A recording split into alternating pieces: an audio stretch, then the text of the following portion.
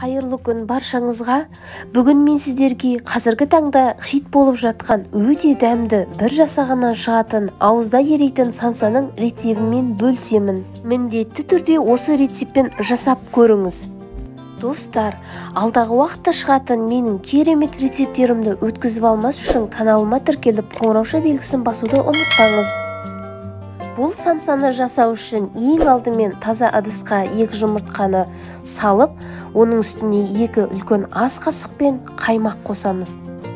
Массаны бір келкі болғанша араластырып, үстіне жарты шай қасық тұз салып, оның үстіне бөлме температурасында тұрған майды салып, және де қайнаған жылы су қосамыз.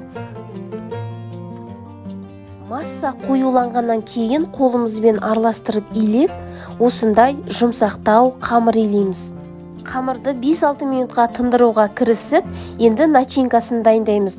Үлкен бір сарымсақты ұсақтап турап, және де 2 үлкендеу картошканы ұсақтап тураймыз. Үстіне фарш қосып, қалауымызша тұз және бұрыш қосамыз. Тынып тұрған қамырды алып, жаюға кірісеміз. Қамырымызды екі шетінен баса отырып, осындай жіңішкелеу қамыр етіп жайып аламыз. Егер де қамырды жұмсақ етіп илесеңіз, тез жайылып, және де өте жұмсақ болып шығады. Дайын қамырдың үстіне еріген сары майымызды қосып, оны бір келкі етіп жағып шығамыз. Толығымен майды жағып болғаннан кейін рулет тәрізді етіп, арасында бос жер қалдырмай орап шығамыз. Осындай бөліктерге бөліп, дөңгелектеп аламыз. Қамырға май жаққаннан кейін 15 минуттай тоңазытқышқа қойып алдым. Ендігі кезекте қамырды дөңгелектеп жайып, самсаны түйуге кірісеміз. Майы өте жақсы сіңген қамырлар дәл осылай болып, қатпарлары көрініп тұрады. Дайын қамырларға начинкамызды салып, самсаны түйеміз.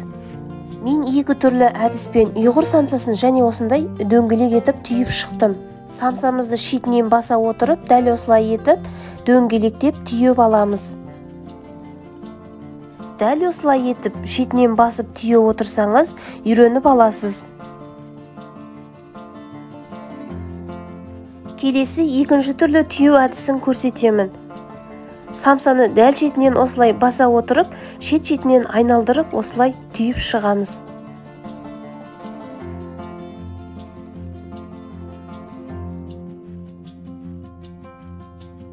Түйу әдісін жақыннан тағы бір рет көрсетейін. Дәл осылай шетінен бастап, қолыңызбен басап отырасыз.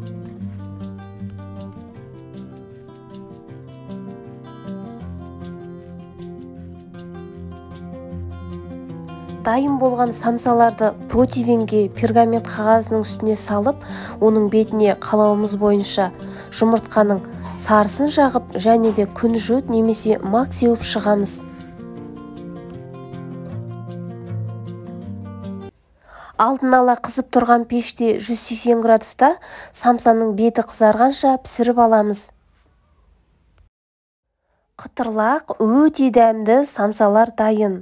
Достар, алдағы уақытта шығатын осындай керемет рецептерді өткізіп алмас үшін каналыма тіркеліп қоңырауша белгісін басып қоюды ұмытпаңыз. Қоңырауша белгісін бассаңыз, ең алдымен рецепті сіз көретін боласыз.